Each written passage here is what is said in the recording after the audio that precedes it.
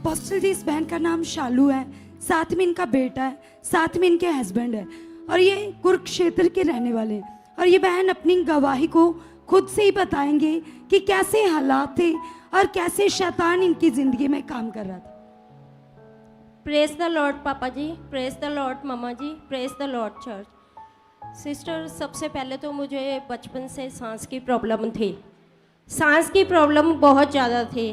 तो मम्मा पापा मुझे मेडिसिन दिलाते थे और मैं खाती रहती थी, खींचती रहती थी। पंप भी बता दिया था डॉक्टर ने, तो जैसे जैसे इंजेक्शन शुरू कर दिए डॉक्टर ने मुझे पापा जी, तो मतलब कई बार तो मेरे को इतना सांस हो जाता था, मेरी वजह से मेरे मदर फादर में झगड़ा हो जाता था। तो करते करते ऐसे करते करते मैं दवाइयाँ खाती रही। इसी दौरान मेरी शादी हो गई पापा जी 2008 में, और मैं ठीक भी हो गई उससे, मतलब इंजेक्शन्स लगने से। तो उसके बाद मेरे को 2009 में बेटा हो गया। बेटा होने के बाद 5 साल तक मैं ठीक रही। उसके बाद सिस्टर मुझे सांस की प्रॉब्लम बहुत ज़्यादा दोबारा से हो गई। हाँ जी पापा जी। उसके बाद मुझे सांस की प्रॉब्लम इतनी ज़्यादा हो गई कि डॉक्टर ने जो मुझे पंप दिया हुआ था वो मुझे डॉक्टर ने दोबारा चेंज करके पंप दिया। 2 बार दिन में मैं पंप खींचती थी, फिर मेरा 4 टाइम पंप हो गया पापा जी। फिर उस पंप को खींचने की वजह से मेरी बॉडी वाइब्रेट होने लगी। दोनों हाथ और दोनों टांगे और पैर मेरे वाइब्रेट होते थे और मैं सारी रात नहीं सोती थी, मैं बैठ बैठ के रात काटती थी। तो मुझे किसी ने बोला कॉफ़ी पी, कॉफ़ी पीने से सांस लेने में आसानी रहती है। तो पापा जी अगर मैं लेट जाती थी तो मेरे को सांस आता ही नहीं था। तो मैं उस टाइम परमेश्वर को तो नहीं जानती थी, पर मैं ऐसे बोलती थी, मैं कहती थी या तो मैं भगवान मुझे आर लगा दे या पार लगा दे, क्योंकि मैं पापा जी बस बैठ बैठ के रात निकालती थी सारी रात। जब किसी को सांस ही नहीं आ रहा होगा तो वो तकलीफ सोचो, आप फील करो इस बात को। पंप लगा है, सांस का रोग है, सारी सारी रात जब मतलब सोना ना, ऐसे जागकर निकलना। जब मैं भी सेवा करता था पहले की बात है, कभी कभी मुझे एक रात अच्छे से नींद नहीं आई। एक रात अच्छे से नींद आने से मेरा अगला दिन डिस्टर्ब हो जाता था। तो तेरे साथ तो ये महीनों चलता था, सालों? हाँ जी पापा जी, पहले 2 टाइम पंप था, फिर 4 टाइम पंप हो गया। इतना बढ़ गया। हाँ, उसकी वजह से जागकर रात निकालना ये हाँ जी, महीनों सालों चल रहा था। चल रहा था पापा जी, कंटिन्यू हो रहा था। बीच में मतलब जैसे पंप लेती थी 15 दिन 10 दिन दवाई होती थी, एक डिब्बी आती थी 350 रुपए की। तो पापा जी वो डिब्बी में 60 कैप्सूल होते थे, नहीं 30 कैप्सूल होते थे। जितने दिन वो चलते थे वो 30 कैप्सूल एक टाइम में, मतलब एक टाइम में 1 कैप्सूल खींचती थी तो 4 टाइम में 4 कैप्सूल खींचने कर लगी।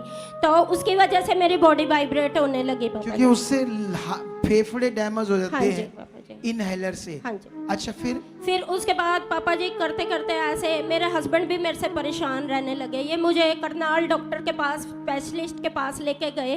किसी ने बताया कि स्पेशलिस्ट है इस चीज़ का डॉक्टर, तो हम वहाँ भी गए पापा जी। और हमारे एरिया में कुरुक्षेत्र में अतुल अरोड़ा नाम के डॉक्टर हैं, वहाँ भी मैं एडमिट रही। मतलब ऐसे मेरा ट्रीटमेंट चलता रहा, पर मैं ठीक नहीं हुई। फिर पापा जी हमें किसी ने यहाँ की गुड न्यूज़ दी, जब शमा मेरी सिस्टर बीमार हुई कैंसर से।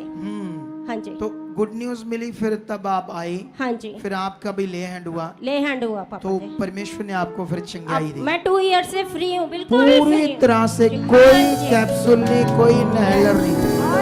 सोच लो परमेश्वर की बात। अरे इतने बड़े बड़े डॉक्टर जो नहीं कर पाए, उसको किसने किया? परमेश्वर सब कुछ कर सकता है, वचन में लिखा है। लेकिन तुम्हें तैयार होना है। सब कुछ कैसे करता हूं उसके लिए तैयार होना है, उस बात को समझना होगा वो सब कुछ कैसे करता है। लेकिन अभी इसकी हम बात कर रहे हैं कि परमेश्वर कितना पावरफुल है। उस गवाही से मैं बता रहा हूं। तुम उसकी हालत देखना क्या थी, मरने वाले हालात थे उसके।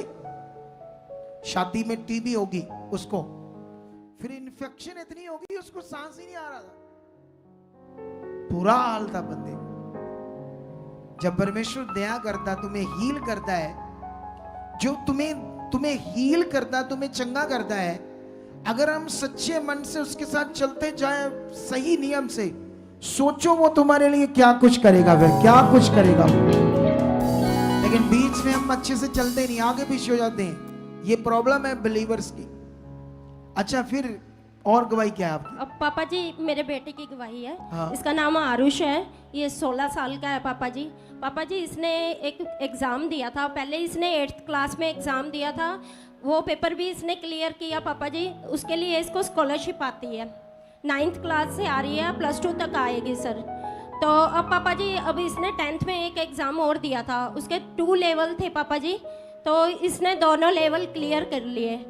तो पापा जी इसको सरकार की तरफ से मतलब कि +1 और +2 के लिए मतलब साइंस में फ्री में कोचिंग मिलेगी और जेई की कोचिंग फ्री मिलेगी साथ में। और कुरुक्षेत्र के 12 स्कूलों में इसका सबसे बड़ा रैंक है। मतलब इतनी ब्लेसिंग आई, इतनी हाँ जी बरकत पापा आई। जी, तारीफ करो यीशु। धन्यवाद। हालेलुया। हाँ, एक पापा जी हमारी एक्सीडेंट की गवाही है। अभी जब ये बच्चा सिलेक्ट हुआ तो मतलब जैसे 15 को इसका रिजल्ट आया तो 25 को उन्होंने इसको बुलाया था हॉस्टल में, क्योंकि उन्होंने हॉस्टल की फैसिलिटी दी है। तो पापा जी हम इसको छोड़ने के लिए जा रहे थे। जब हम इसको छोड़ने के लिए चले गए 25 तारीख को, तो एक डॉक्यूमेंट में थोड़ी दिक्कत थी। उन्होंने हमें 25 को वापस घर भेज दिया। तो उन्होंने बोला 26 को सुबह 9 बजे तक बच्चे को ले आना। तो पापा जी हम इसको सुबह सुबह 8 साढ़े 8 के पास छोड़ने जा रहे थे। हमारी गाड़ी का ना फ्रंट से गाड़ी आ रही थी, बहुत तेज से एक्सीडेंट हुआ पापा जी। तो ये एक्सीडेंट हो गया। अच्छा, जब एक्सीडेंट हुआ तो फिर क्या हुआ? तो पापा जी हमारा तो सिर्फ गाड़ी का नुकसान हुआ, उनका मतलब कि उनकी हड्डियां भी टूटी। उनके साथ चाचा था, भतीजा और एक उनकी मदर थी। उनको मतलब कि बेटे को भतीजे को सिर में, गलती भी उनकी थी? हाँ जी गलती उनकी थी, वो रॉन्ग साइड आ रहे थे पापा जी। मतलब उन्होंने लाकर बीच में मारी? हाँ जी। उनकी हड्डियां तक टूट गई, हाँ। आपको खरोच तक नहीं आई। प्रोटेक्शन बहुत ज्यादा परमेश्वर ये ने है दी। परमेश्वर की ताकत। उसने वचन में कहा मैं तुम्हें संभालूंगा। क्या करूंगा? दीदी ने मना। तुम्हारी हड्डियां भी टूटने नहीं दूंगा जब तुम खरे और वफादार मेरी छाया के नीचे रहोगे। तो इन सब गवाहियों के लिए तारीफ करो जोर से, जोर से। हालेलुया।